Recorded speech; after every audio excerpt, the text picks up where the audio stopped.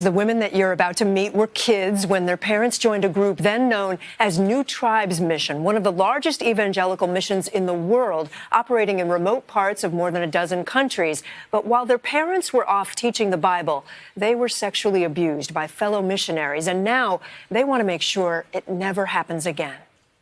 If I asked all of you as a group, what's this about for you? Is there a word? Truth. Justice. Justice. 5 women speaking out on national TV for the first time, exposing years of sexual abuse by men devoted to preaching the Word of God. As children between the late 70s and early 90s, they lived in some of the hardest to reach places on the globe. Their parents sent to work as Christian missionaries by a Florida organization then known as New Tribes Mission. The kids were placed in boarding schools where dorm fathers were in charge. They would lead devotional readings each night, then put the girls to bed. All say that's where the sexual abuse happened. He would tuck me in at night, and he would just sit on my bed and stay too long. Carrie and Bonnie both lived in Senegal, West Africa, where they say they were abused by their dorm dad, David Brooks. Over in the Philippines, Joy, JCL, and Kelly say they were abused by their dorm dad, who was also Kelly's biological father, Leslie Emery. He would put the chair next to my bed and put his hands under the covers. To this day, I sleep with a pillow on either side of me. I was roommates with almost every single girl that was molested or raped. And I had to pretend I was asleep as well. You okay, Bonnie? I need a minute.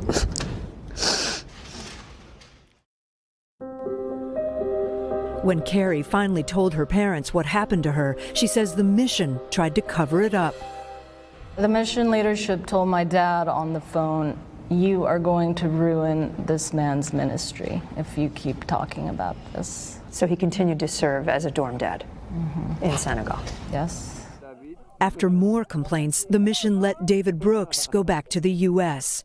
When Kelly reported alleged abuse at the hands of her father, she says mission leaders tried to silence her as well. I was called in as a 15-year-old with 3 men in a room.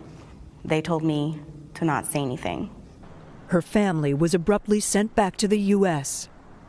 Nobody calls the police? Nobody tells the authorities in the U.S. at least? No one. New Tribes Mission, now called Ethnos 360, admits more needed to be done. Child abuse in any situation is heartbreaking. Our heart goes out to any victims, a spokesperson told NBC News. In 2010, New Tribes commissioned an outside investigation into only what happened in Senegal. It found more than 20 children were sexually abused over 2 decades, and David Brooks, the dorm dad in Senegal, was by far the biggest offender. Your abusers have not been charged with a crime? No. Are they on any kind of registered sex offender registry? No. I think that's the scariest thing, is thinking that they're still out there. We tracked down David Brooks in a small town an hour south of Atlanta. I'd like to ask you some questions about Senegal, if I could. You can, you may not. I may not. You may not. Do you want to say whether an investigation found that you sexually abused multiple children? Do you want to respond to that? No response whatsoever. Leslie Emery, the dorm dad from the Philippines, lives in Virginia and agreed to speak. He confessed to abusing missionary kids, but not his own daughter, Kelly.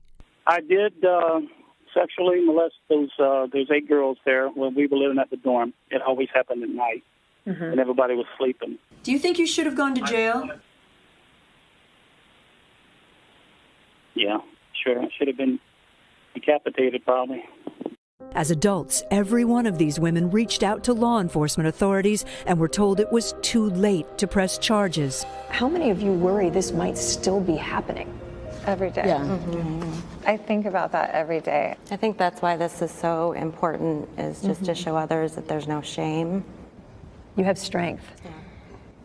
I'm strong for the little girl that was never able to say anything, and I'm strong for her, and I'm a strong woman, and will do my best to protect anybody who sees this and wants to speak out.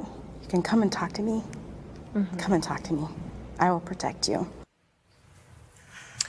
Ethnos 360, formerly known as New Tribes, told us they have made improvements in child protection policies, have recurring child safety training, and hired an independent team to review or investigate ministry locations. They say staff members were terminated and disciplined, and they set up a perpetual fund to assist victims with counseling. But the women we interviewed say that they were told they reached a limit and are no longer being reimbursed for any counseling. 2 of the women did, by the way, reach settlements with Ethnos 360. Just blown away by the strength of these women. Yeah. You wonder, were these 2 guys ever reported? So not to law enforcement at the time of the alleged crimes. Ethnos 360 did tell us that they did contact several authorities over the years, including, they said, local law enforcement officials where both men were living.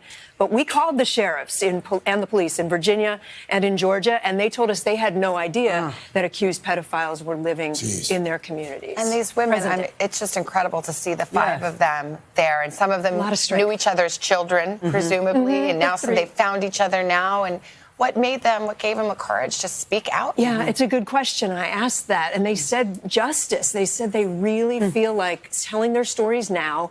Obviously, the Me Too movement and everything that's happened in the past couple of years has given them kind of a new voice, they felt. But they had never spoken on a national level, and they know this is going to open floodgates. They have a blog that they've been keeping up for years now that women have written into. I suspect they'll get a lot more traffic. Do they still run these boarding schools? So there are 3 of them in existence right now that now called Ethnos 360, the former New Tribes mission has. 8 children are in those 3, so that's far less than it used to be. And most kids are homeschooled. What an extraordinary moment. You pick up the phone and call this man who's been accused, and he says, yeah, I did it, and I should have been decapitated. It was incredible, and I was obviously on the inside feeling a lot in that moment. But he apologized as well. He feels remorse about what he did, but again, has never faced any consequence. Yeah. And legally, it's complicated why that is, but essentially it was too long ago, and it happened outside the U.S. before there were laws to protect American kids overseas. Wow. Kate, extraordinary. Great work. Yeah. Thank you.